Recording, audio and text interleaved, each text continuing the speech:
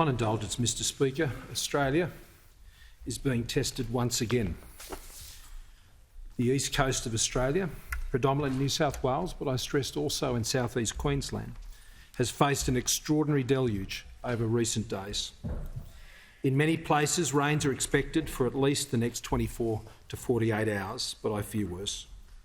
In South East Queensland, there has been intense rainfall with more than 300 SES requests for assistance over the 24 hours to this morning, with crews working through the night. The Bureau of Meteorology has issued a severe weather warning for Western and Southern Queensland from this afternoon, which could extend to the southeast coast tomorrow morning. A number of flood warnings remain in place for parts of the state also. Some parts of New South Wales are experiencing the worst flooding in over 50 years and worse. From Penrith to the north of Port Macquarie, evacuation orders are in place for 28 areas, with a further 16 areas issued with an evacuation warning. In the Hawkesbury-Nepean Valley, there has been record rainfall. On Saturday, 500 gigalitres of water was released from Warragamba Dam. That is, to put it in perspective, that is equivalent of releasing the capacity of the entire Sydney Harbour in 24 hours. The water flowed into the Nepean and Hawkesbury rivers, causing the Hawkesbury to rise to levels not seen since 1961. Major flood warnings are now current for the Colo River, Hastings River, Hawkesbury River, Macleay River and Wallumbye Brook. In northern New South Wales, there are 35 communities isolated. Those communities include Taree, Bellingen, Wingham, Harrington and Laurenton. Across New South Wales, 1,400 SES first responders have conducted over 700 flood rescues and responded to over 7,500 requests for assistance. This is very difficult and dangerous work.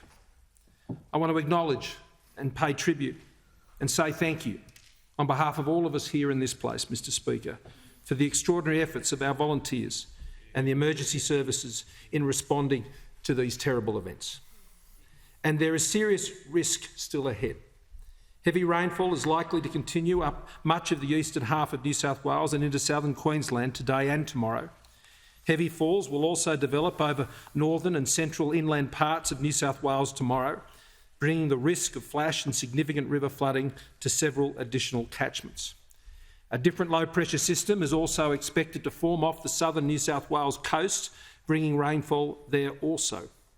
Thankfully, the current forecast has conditions easing statewide from early Wednesday, but we will watch and see.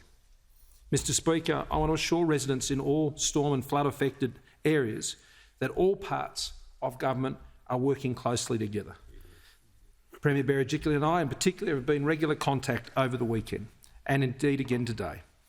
Yesterday, the Director-General of Emergency Management of Australia activated Comdis Plan in anticipation of New South Wales requesting Australian Government non-financial assistance. We're expecting a formal request from New South Wales for ADF support today is our expectation. We understand that this is likely to be for recovery support and clean-up operations, including personnel, vehicles and machinery, and the Premier and I were discussing that over the weekend.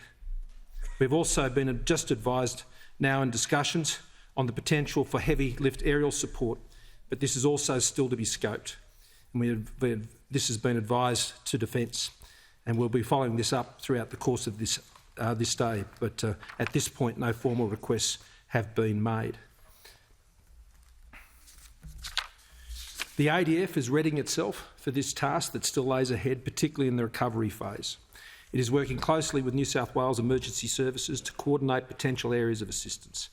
The Australian Government Disaster Recovery Payment and Disaster Recovery Allowance has been activated to support those who have been affected, suffering significant losses or serious injury, whose income has been affected. The Australian Government Disaster Recovery Payment provides non-means tested, I stress that, non-means tested payments of $1,000 for eligible adults and $400 for eligible children. In affected communities, Service Australia are deploying to provide on-the-ground assistance. As well, Service Australia disaster assistance phone lines are open, 8 a.m. to 8 p.m. The number is 180 2266. and further details are available at the www.disasterassist.gov.au website. Mr Speaker, payments for disaster recovery assistance were initiated yesterday by Services Australia. 34 local government areas are now eligible for those payments. But I suspect there will be more, and we stand ready to do more to provide whatever additional support is needed in partnership with the New South Wales and Queensland governments as necessary. This is an ongoing situation that is evolving and is extremely dangerous, and we are meeting regularly to be updated on the events and to direct our response.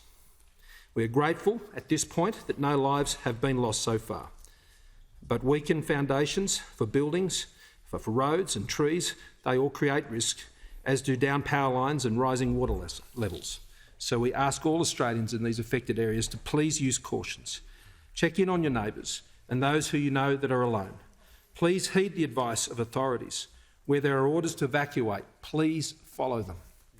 As is appropriate this time, many members are supporting their communities and are not here in this place. I know that the Deputy Prime Minister, the Minister for Emergency Management, the Minister for Government Services and other ministers are also reaching out and working closely with members, mayors, other agencies and communities, ensuring they receive every support. This will be a very difficult week for hundreds of thousands of Australians, if not more, as we face the immediacy of the floods. And there will be many difficult months ahead as the clean-up and recovery from this natural disaster gets underway. We have very competent agencies in our state governments. They are very good at dealing with these types of emergencies. They are doing a tremendous job right now, and the Australian government is standing together with them in ensuring that they can be delivering in this most urgent of times. But above all, we rely, as we have now for a long time, on Australians themselves. They have shown, as we can together, we can get through these things when we work together. And that is what we'll do in the hours, days and weeks and months ahead, responding to this disaster like those before it, and then rebuilding and recovering afterwards.